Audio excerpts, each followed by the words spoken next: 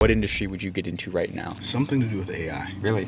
Oh, for sure. Why? Well, because it's easier to create wealth in the economic era that you're living in than it is to create wealth in the past. So every time wealth changes, like sectors or categories, a new economic era is introduced. From the beginning of time to the mid-1700s, you had the agricultural age, land equaled wealth. From the mid-1700s to the mid-1900s, industrial age, machines equaled wealth. 1955 to 1978, the distribution age, outlets equaled wealth. And right now we are in the AI age. So the people who got started in AI in 2020, 2021, 2022, and even today, 2025, those are the people who create the wealth of the future. If you had to start from zero and you had 90 days to make $1 million and your life depended on it, what would you do? I don't think like that because I don't give myself deadlines like that. So I think you may already know this, but they don't. I don't believe in setting goals. A goal is an objective with a deadline. I don't control deadlines. I don't control the times and seasons. It's like saying to a farmer, okay, if you had to produce 7 million ears of corn by next Wednesday, what would you do? Well, there's nothing you could do. So instead of doing that, have an objective for inputs, an objective for outcomes, but don't put a time limit on it because let it happen when it happens. And that way you're not frustrating yourself by setting a goal, not reaching the goal, and then feeling like a failure because it didn't happen when you thought it was going to happen, because it might happen 2 days later and you still felt like a failure for 2 days. Or if it happens 2 years later, you wasted time feeling like a failure for 2 years,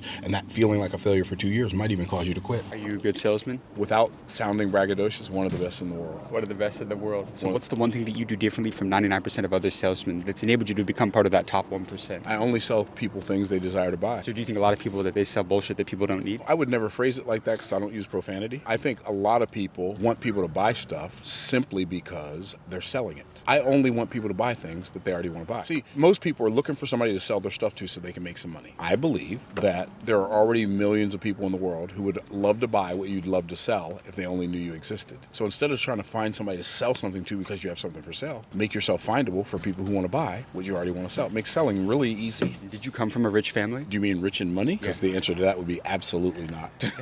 No. So how did you change your family's trajectory? There's the saying that, the rich get richer, the poor get poorer. How did you escape the cycle of poverty? I think the rich get richer and the poor get poorer, but the poor don't get poorer because the rich get richer, and the rich don't get richer because the poor get poorer. Those statements are true, but they're not causality. They're correlation. They're not causation. How did I escape the cycle of poverty? First of all, I hated being poor, and then I learned the things that rich people did, and I started doing those instead of doing the things that poor people did. What did you learn and implement into your skill set? Number one, like my good friend Daniel Priestley says, income follows assets. So I stopped focusing on working hard. I stopped focusing on 8 hours work for 8 hours pay. I stopped focusing on paying bills. I started focusing on, okay, how can I put more assets in my asset column? Because income follows assets. So you bought a lot of assets. I did. I bought and built, because you can buy assets, but you can also build assets. I've written books, for instance. Every book that I've written is an asset. It pays me money every month. So you write the book once, but it pays you for the rest of your life. That's an asset. What are you investing in right now? Real estate, options, some crypto. The most important thing I've ever invested in is my own mind, to learn the things I don't know so I can do the things I couldn't do before. Have you spent a lot of money on mentorship? Depends on your definition of a lot of money.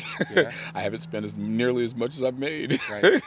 And how much money would you say you've spent on mentorship? If you include all the books, all the courses, all the coaching programs, all of it, about 1.7 million. 1.7 million. What's the greatest lesson you've learned from investing over $1 million into mentorship? Mentorship is like the ultimate shortcut. It's like somebody's already spent their whole life figuring out how to do something, and all they're going to do is charge you up some money to teach you how to do it. Sign me up for that program. I remember my first mentor, Jerry, he showed me how to sell to many, like one to many from stage, and the stuff he showed me was invaluable. It was just like, wait, what? I didn't even believe it would work, but I did it because he was my coach and he said do it. And it worked so well that the first time I did it, it was hard for me to keep from breaking out into hysterical laughter. I'm like, this is crazy. Like, it's been here all along. It's not just the things that we don't know. It's the things that we don't know that's the problem.